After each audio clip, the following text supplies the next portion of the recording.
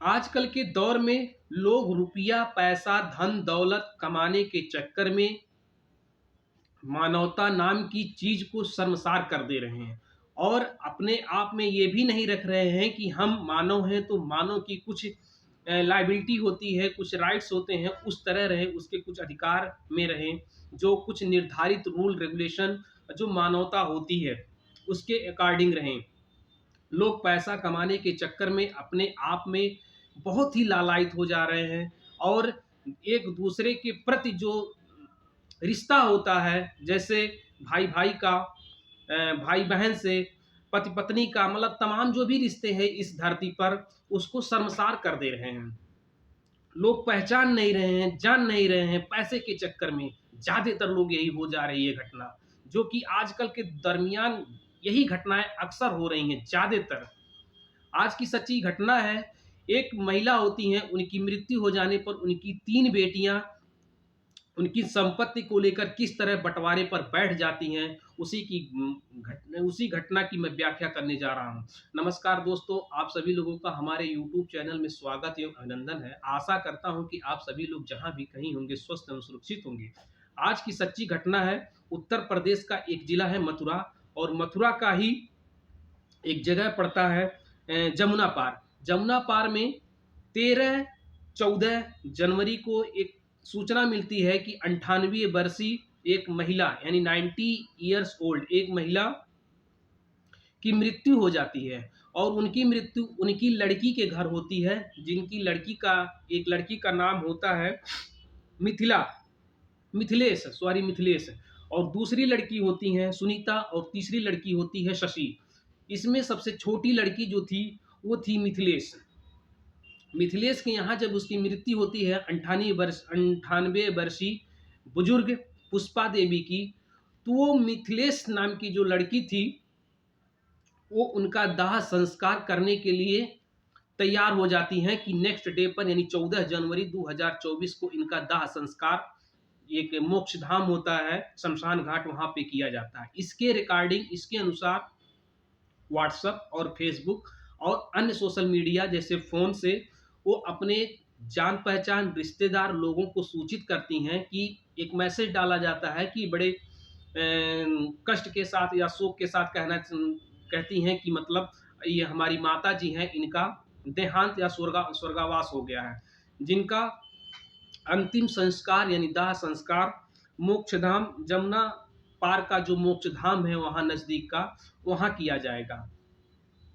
इस घटना को सुनकर तमाम लोग जो उनके परिचित लोग थे, वो इकट्ठा होते हैं 14 जनवरी 2024 को शमशान घाट पर।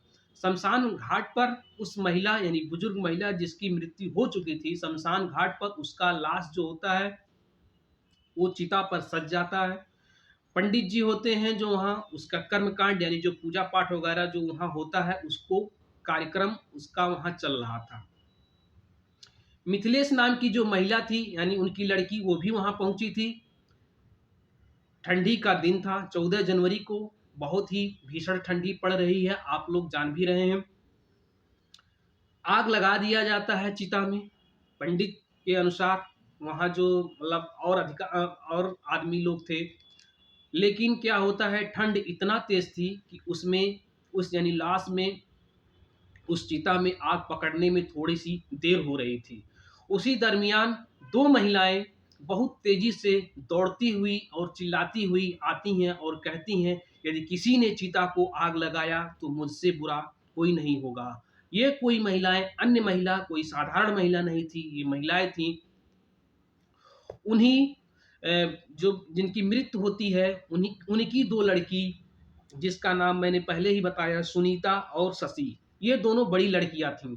दोनों बड़ी लड़कियाँ जब वहाँ पहुँचती हैं तो तीनों लड़की अब हो जाती हैं उस वृद्ध महिला की, यानी मिथिलेश, सुनीता और शशि, तीनों आपस में लड़ने झगड़ने रहती हैं।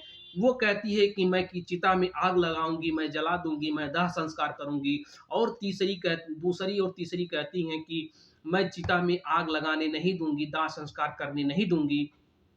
ये पूरी घटना वहाँ बहुत ही तूल पकड़ लेता है, झगड़ा हाथापाई, वहाँ के उनके भी कुछ तरफ से आदमी थे और इनके भी तरफ से कुछ आदमी थे, और चिता पे जो लाश रखी थी वो वैसे के वैसे रखी होती है। कुछ एक लड़की लकड़ी को हटा के फेंक रही थी तो दूसरी लड़की उस पे लकड़ी को जोड़ रही थी। इस तरह ये घटना वहाँ लगभग 4 से 5 घंटा जब बीत जाता है, तब भी कोई निष्कर्ष नहीं निकलता है।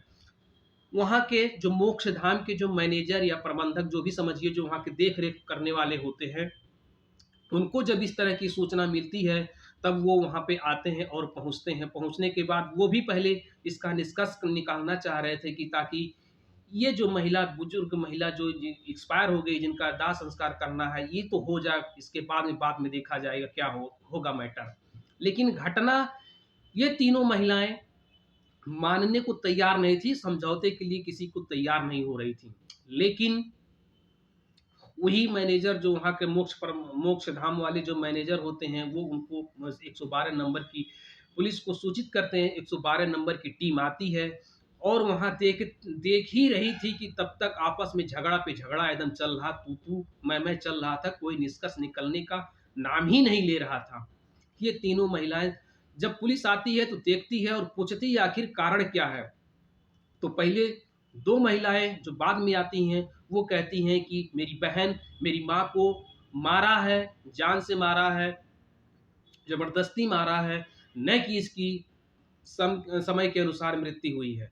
जब पुलिस आके देखती है तो पुलिस एक सरसरी निगाह में जब उस महिला की लाश को देखती हो तो पुलिस को शक होता है कि ये तो 98 वर्षीय बुजुर्ग हैं, इनको कौन मारेगा, और ये मारा हुआ लाश नहीं लग रहा है, ये तो लग रहा है कि अपनी इच्छा के अनुसार इनकी मृत्यु हुई है। लेकिन पुलिस भी इस बात से अनजान थी कि क्या हुआ, क्या हो, कैसे हो। पोस्टमार्टम के लिए तैयारी हो रही थी।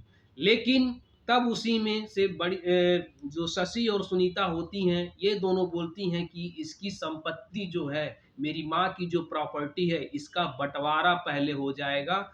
यानी मेरी माँ की जो प्रॉपर्टी है उसको पहले बांट दिया जाए, तभी मैं इस चिता में आग लगाने दूंगी। अब बात लोगों के मतलब अंदर उतर नहीं रहा था कि एक के बुजुर्ग महिला की मृत्यु हो चुकी है, उसकी लाश जो है चिता पे सजी हुई है, उसमें आग लगा दिया गया है, लेकिन आग बुझा दे रही हैं 2 बेटियां उसकी। अब इस घटना को कैसे सुलझाया जाए? वहीं लाश उसी चिते पे रखी रहती है। वहाँ के राजस्व अधिकारी को 112 नंबर की जो टीम होती है, राजस्व अधिकारी को फ़ोन करती है। राजस्व अधिकारी लेखपाल से लेकर तहसीलदार वगैरह जो भी राजस्व अधिकारी की टीम होते हैं, वहाँ पहुँचते हैं। तहसील से खसरा खतौनी जो भी उसके कागजात होते हैं, उस कागजात को मंगवाया जाता है और देखा जाता है कि उस महिला के नाम से कितनी प्रॉपर्टी थी और कितनी है अभी। तो उस खसरा खतौनी के अनुसार पता चलता है कि महिला की जो प्रॉपर्टी शुरुआती दौर में थी वो 3 बीघा थी। 3 बीघे में 1.5 बीघा बिक चुका है, बाकी बचा है 1.5 बीघा। और 1.5 बीघा जो बिका है उसका जो मतलब पैसा जो मिला, छोटी वाली लड़की जो मिथिलेश नाम की लड़की थी, वो जब अपनी माँ को अपने पास रखी थी, तब उसी ने ही उस पैसे को उपयोग किया। जो बाकी 1.5 बीघा जो बच रहा है ज़मीन, उसको वहाँ के अधिकारी बताते हैं कि जो 2 अन्य बहनें हैं, उनको उसमें वितरित किया जाए और उन्हीं को दे दिया जाए, क्योंकि 1.5 बीघा जो ज़मीन है, वो 1.5 बीघा ज़मीन छोटी वाली लड़की मिथिलेश जो उसका देख-रेख कर रही थी, उसी ने ही उसको अपनी माँ को बहला-फुसला के या उसकी दवा-दुआ में जो भी हो, उसके हिसाब से वो बेच के उसका रुपया खा ली है। ये सारी घटनाएँ जब वहाँ उस लाश पे रखे उस चिता पे लाश रखे हुए मतलब इस तरह की घटना हो रही थी, तब लोग वहाँ नम आँखों से देख रहे थे और सोच रहे थे, कह रहे थे। जो वहाँ के तमाम बुजुर्ग, अक्सर ये होता है कि देखा जाता है कि जब दाह संस्कार की प्रक्रिया होती है, तो वहाँ ज़्यादातर लोग बुजुर्ग और नौजवान ही जाते हैं, छोटे बच्चे को उतना नहीं जाते हैं ज़्यादातर, यही देखा जाता है। तो वहाँ जो लोग थे, बैठे थे जो आपस में बातचीत कर रहे थे, ये कह रहे थे कि आजकल के दौर में लोग संपत्ति के लिए, प्रॉपर्टी के लिए अपने आप को इस तरह गिरा दे रहे हैं कि लोग अपनी माँ, भाई, बहन, रिश्तेदार जो भी है उसमें कुछ भी मानवता नाम की चीज़ नहीं रह गई है कि एक प्रॉपर्टी के लिए थोड़ी-सी प्रॉपर्टी जो भी थोड़ी हो या बहुत हो मतलब प्रॉपर्टी के लिए क्या से क्या कर दिया जा रहा है। ज़रूरी था कि पहले उस महिला की दाह संस्कार किए होते लोग, फिर इसके बाद में जो भी सुलझा मतलब जो भी मसला था उनको सुलझाना चाहिए था। लेकिन वो लाश वहाँ 9 से 10 घंटा उसी चिता पे सजी रही वैसे, लेकिन उसमें आग नहीं लग सका। बाद में जब इसका सारा निष्कर्ष निकला तो 10 घंटे बाद ही उस महिला की चिता में आग लगाया गया। दोस्तों, इस पूरी घटना को सुनाने का मेरा उद्देश्य किसी को परेशान करना नहीं, किसी का दिल दुखाना नहीं, किसी को हताश करना नहीं।